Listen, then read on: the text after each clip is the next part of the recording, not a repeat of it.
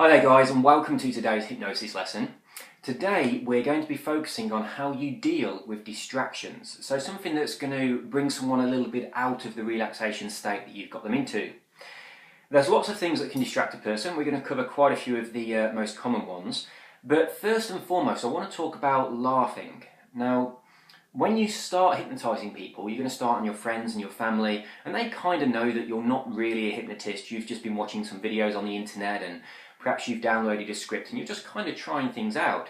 So they've probably got a few misconceptions about hypnosis, and they probably don't really think you can do it. Now, when you go through a script and you start to hypnotise them, they are probably going to laugh. Now, what you might think that means is they think it's nonsense and it's not working, and they think you're ridiculous, and at that point you're probably going to get a little bit embarrassed and just give up and think, this isn't for me. That's not what is going on. That laughter it's almost like an embarrassing situation where they're a bit unsure of what to do because they can kind of feel that something is happening to them. It's incredibly common. As soon as you start going through the induction script, they start relaxing, they start thinking, this is affecting me, they don't know how to deal with that, and they start to laugh. So if that happens, I would say take it as a sign that they are responding to the hypnosis and just run with it. And what I mean by that is kind of incorporate it as a biofeedback loop back into the induction. So mention that they're laughing, and rather than trying to avoid it or backtrack or anything like that, talk about it. Now, I'm just going to run through a really quick example about the way I might do this if I'm with a client. So I'm relaxing somebody, say, I'm talking about their body relaxing. I started talking about their mind relaxing, getting them to imagine a nice, wonderful, relaxing situation. Maybe they're lying on a beach. And maybe just as I start talking about that, they start giggling. Now, at that point, I would continue with something along these lines. As you listen to the sound of my voice and you notice that giggling laughter that comes all over you, you can feel a wonderful sense of peace and relaxation, because laughter releases stress. And as you continue to laugh, you can allow any stress to just wobble its way out of your body. That's wonderful. Just allow everything to become even more funny, even more ridiculous. And the more you laugh, the more wonderful you feel.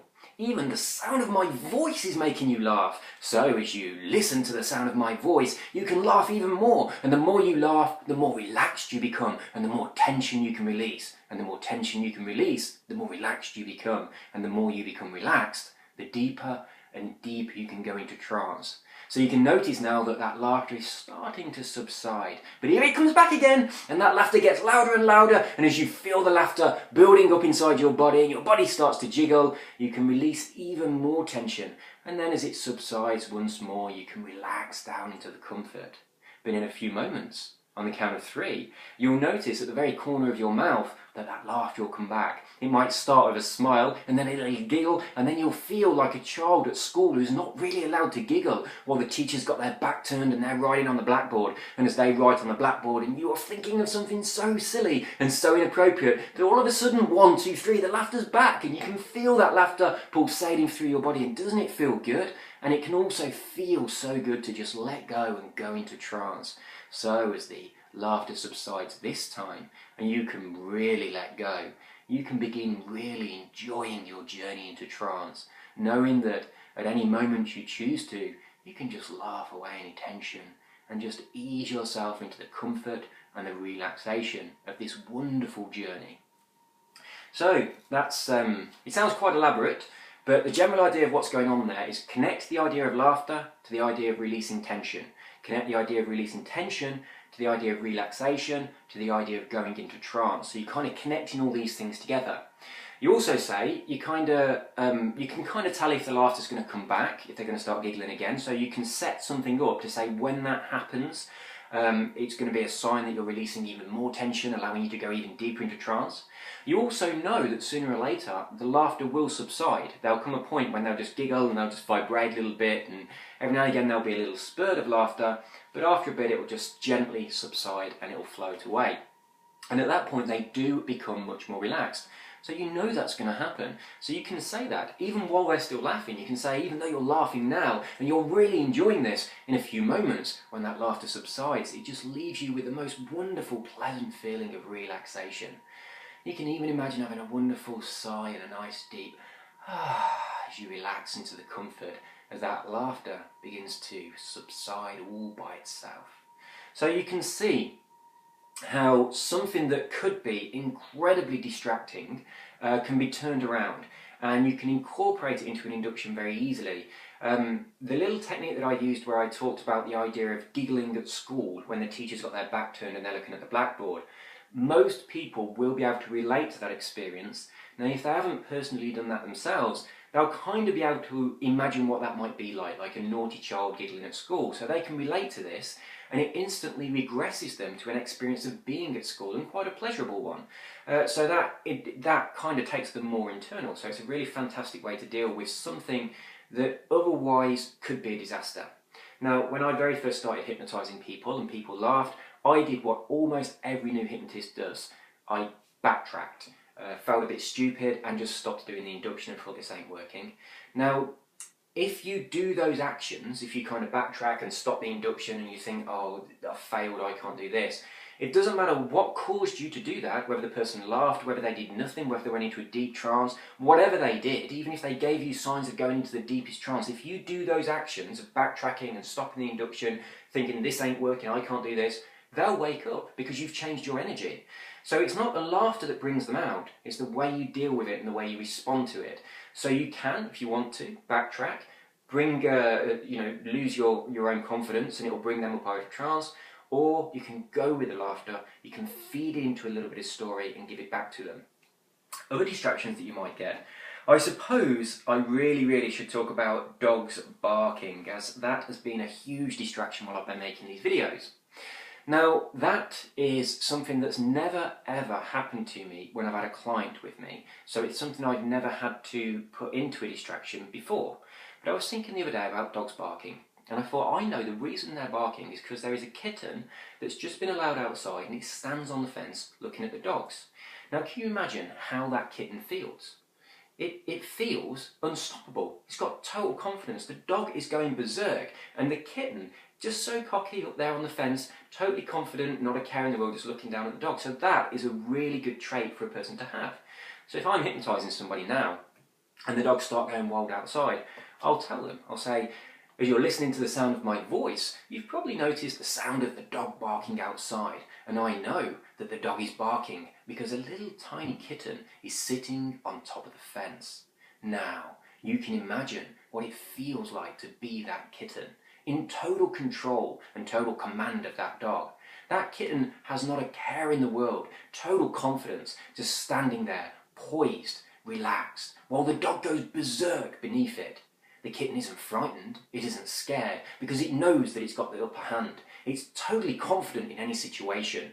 Now, in a few moments, when the dog stops barking, the kitten will jump down off the fence and it will go inside the house, where it's going to rest on somebody's lap, and it will start to purr. And as it starts to purr, it'll begin to fall asleep. And as the kitten begins to fall asleep, you can imagine now how wonderfully relaxing it feels to pet a kitten, and to feel that vibration of the purr, and to hear that sound. Maybe to feel the soft fur, maybe even smell the soft fur. So as you imagine how relaxing it can be to pet a kitten, you can allow yourself to become more and more relaxed. So you see how that works? Dogs barking, incredibly distracting, but we link it to the idea of the kitten has all these positive qualities that the person might want. Then we go on and link that to when the dog stops barking, the kitten's going to go inside and have a cat nap on somebody's lap. So we can take the person into that situation. So rather than sitting there thinking that dog's distracting me, what they're now doing is they're thinking about the amazing confidence of the kitten while the dog is barking, and when the dog stops barking, what they're thinking about is going inside the house and going and having a little cat nap. Now, something you may or may not have noticed just then is my phone rang. Now, if I'm with a client, my phone is always off. If I'm doing one of these videos, it is on because my partner's also here, so if it needs to ring, she can answer. But if something like a phone rings, you can bring that into the induction. Usually, that's not going to happen because you'd have a phone switched off. But if it does happen and it catches you off guard, rather than ruining the session, bring it into the session. As you hear the sound of the phone ringing, you can hear that ring and you can feel it sending you deeper into trance. And each time it rings, you can relax even deeper. And you can imagine who might be on the other end of that call. You can imagine that on the other end of the phone is somebody who's got some amazing news for you, some news that is going to make you feel fantastic. Maybe you've won a competition. Maybe it's the results from an exam that you were waiting for and you have completely aced it and you feel wonderful. So you see how anything can be incorporated. I wanted to bring a couple more in here. One that happens with me really often is an ice cream van, which I think must have the loudest ice cream van siren in the world. I have got a soundproof studio at my home where I do a lot of recording work for music, and even in there you can hear the siren of the ice cream van, so that's how loud it is. So in my clinic, which isn't soundproof, when the ice cream van goes by, it's incredibly loud, and the person being hypnotised can definitely hear it. But that used to distract me, used to bother me, and then I thought, how can I incorporate this into the induction? And I came up with a couple of really cool ways of doing this.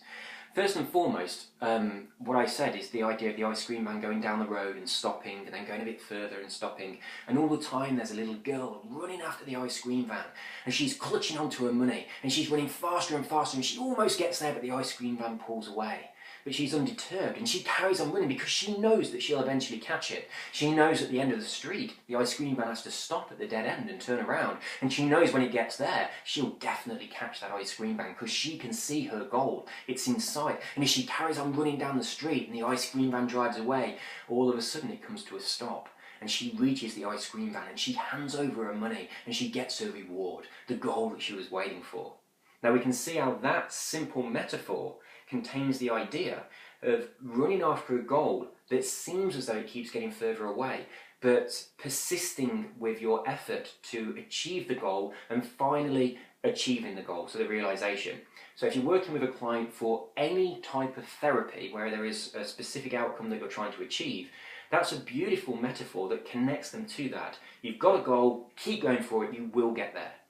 Also, of course, we can link the idea of an ice cream van to regression. Maybe you can remember when the ice cream van used to come around your estate when you was a child, and you can remember running after the van, and you can remember having your ice cream maybe sprinkled with nuts and sauce, and you can imagine the wonderful taste and sweetness. Now by doing this, you can incorporate the taste. Now we've talked in other lessons about the idea of including different senses, and this is a great way to just completely jump into the sense of taste, which normally doesn't really get a look in with hypnosis, but it's incredibly powerful. An ice cream van goes by, then it's very easy to connect that to the idea of you can taste ice cream. That reminds you of a situation where you were rewarded as a child, or a situation where you was in a really wonderful place. Perhaps you was at the seaside and the sun was shining down and you could feel the warmth of the sun on your skin. You can see how all these things might be a distraction, but you can just take them off in different directions. If a very noisy plane flies over, you can just associate that with the idea of going on holiday.